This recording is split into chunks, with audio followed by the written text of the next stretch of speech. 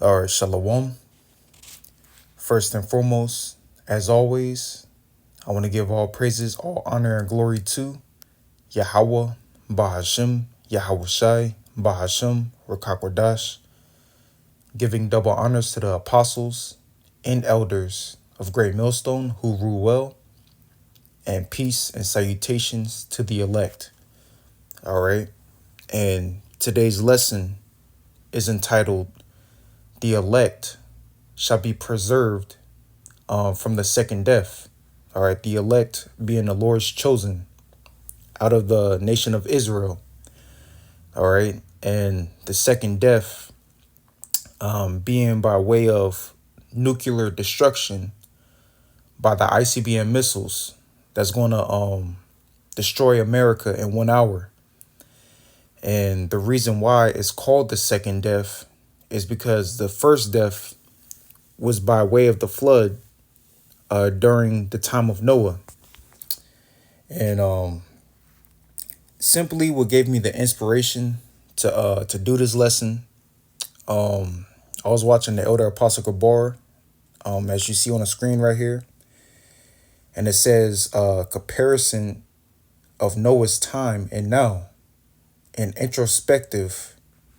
All right, and in this video he was reading Matthew the 24th chapter, going into the signs of our Lord's return, which currently we're in that time right now. We're measuring the time diligently through prophecy.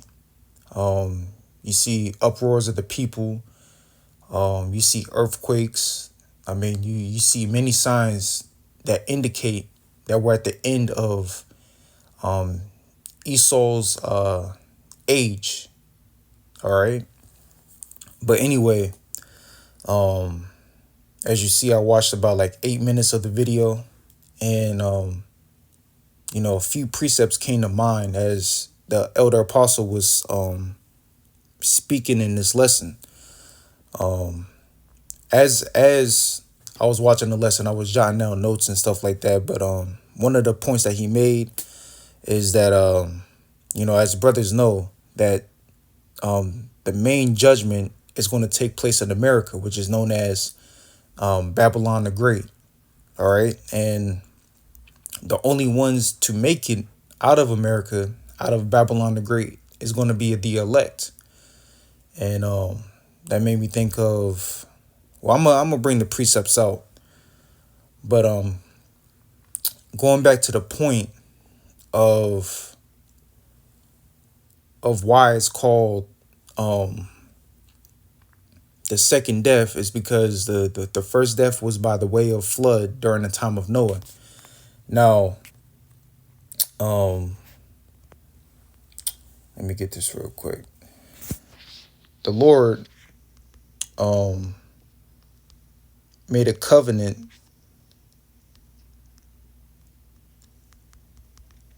with Noah that he would not destroy the earth by water again. The covenant of the rainbow, basically, is what I'm trying to say. I'm just going through the spirit, but I'm gonna start at verse 9, and then I'm gonna go on down, and it says, "And I, behold, I will establish my covenant with you, with your seed after you, and with every living creature that is with you, of the fowl, of the cattle, and of every beast of the earth with you, from all that go out of the ark, to every beast of the earth. And I will establish my covenant with you, neither shall all flesh be cut off any more by the waters of a flood, neither shall there any more be a flood to destroy the earth." And that's one point the elder apostle Gabar made during his lesson. During the time of Noah, the Lord killed everybody on the earth by way of the flood, and only 8 people, Noah, his wife, and his sons, and his sons' wives, were the only ones to survive that great devastation that the Lord brought upon the earth. But in this time, as the elder apostle made the point, The great judgment is going to take place in America, and only ones that's going to survive is the elect. All right. So this is a token. This is a sign. As you know, y'all brothers and few sisters see today that there's still a rainbow that's in the sky. That's a token.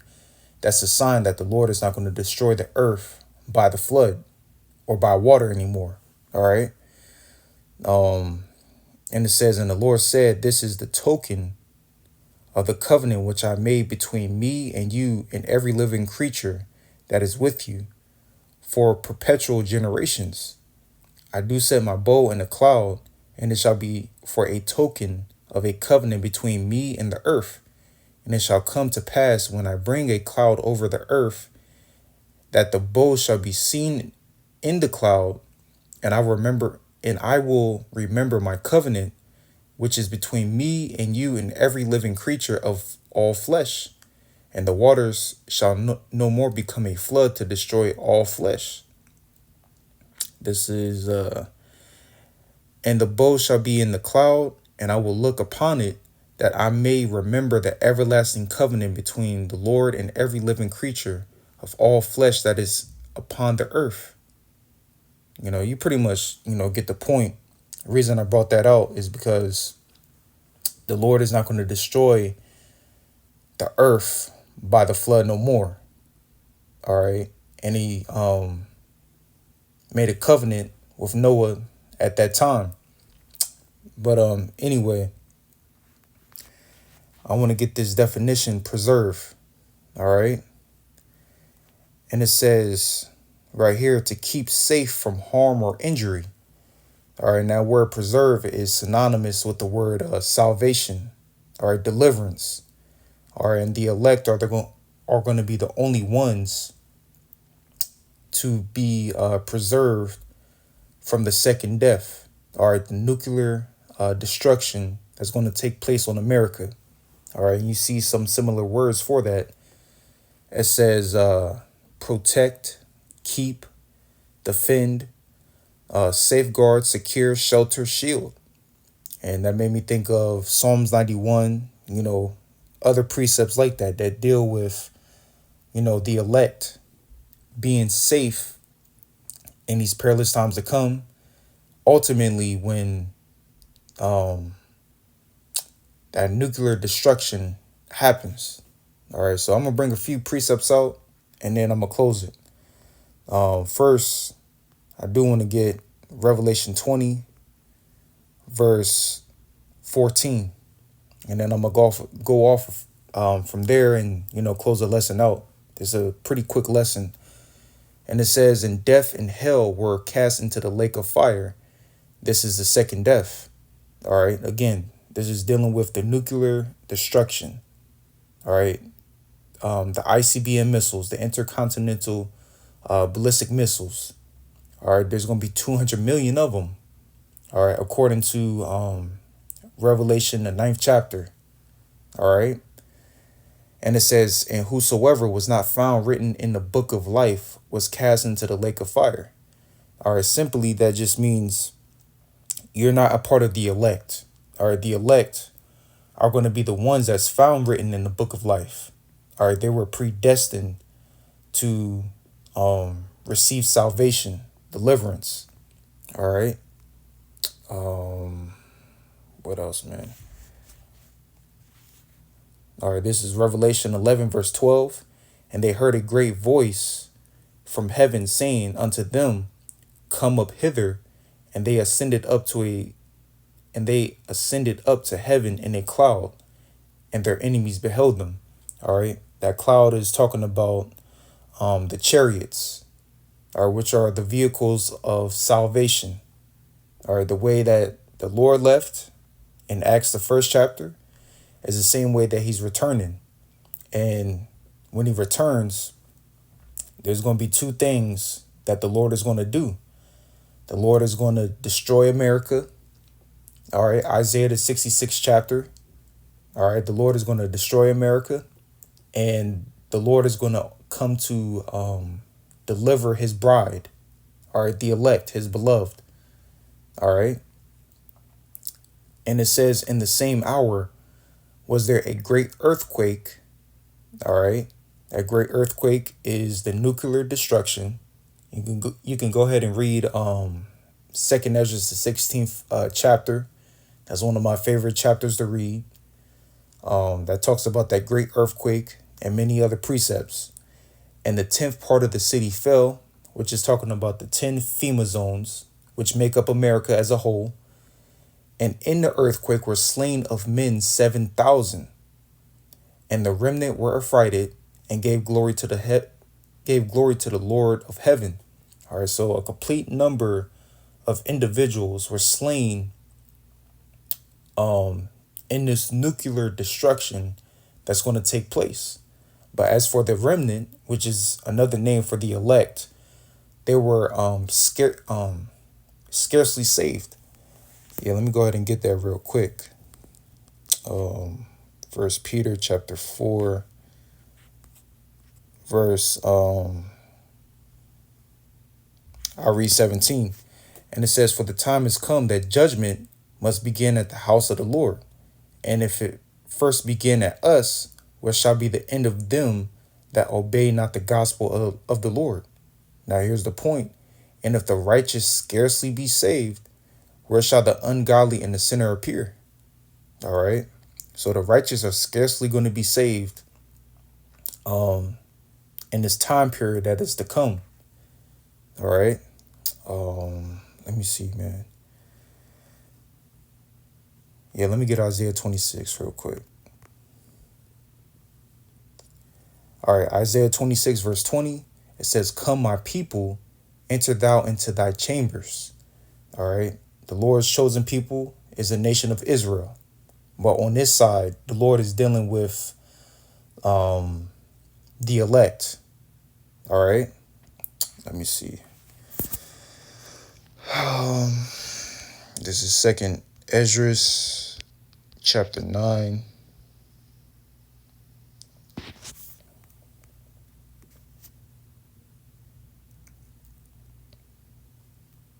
I'll start at 11.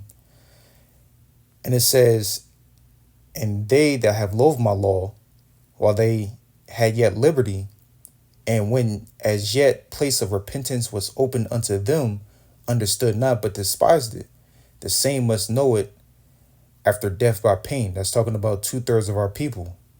All right.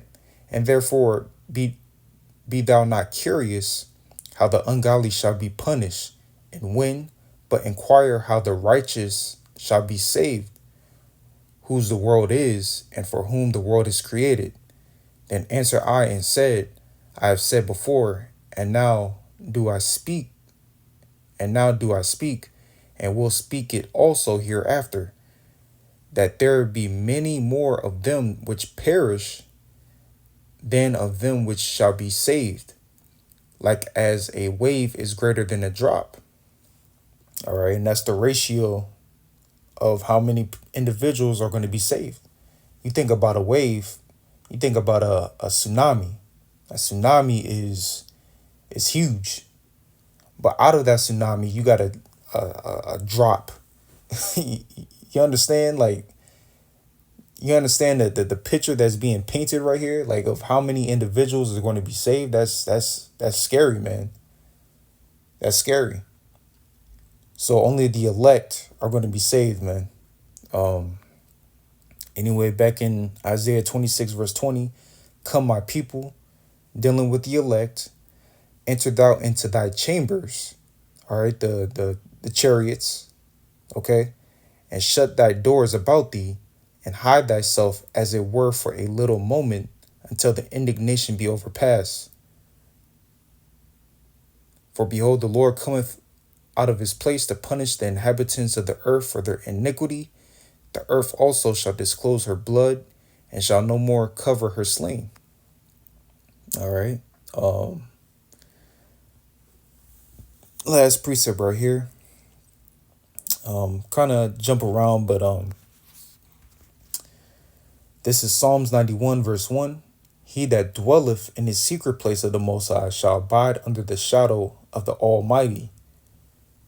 I will say of the Lord Yahweh, he is my refuge and my fortress, my power in him will I trust. All right. Brothers know the precept. Uh, the name of the Lord is a strong tower. All right. This is our covering. All right. This truth, this knowledge and wisdom is our covering. All right. The proper names is our covering. All right. It says, surely he shall deliver thee from the snare of the fowler and from the noisome pestilence. All right. Pestilence is another word for plague. All right. The final plague is Zechariah 14:12. All right. The missiles. He shall cover thee with his feathers, the chariots, and under his wings shalt thou trust. His truth shall be thy shield and buckler. Thou shalt not be afraid for the terror by night, nor for the arrow that flieth by day, nor for the pestilence that walketh in darkness, nor for the destruction that wasteth at noonday.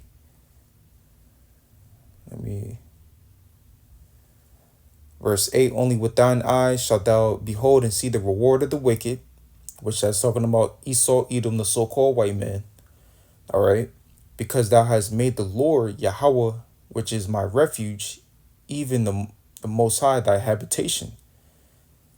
There shall no evil befall thee, neither shall any plague come nigh thy dwelling.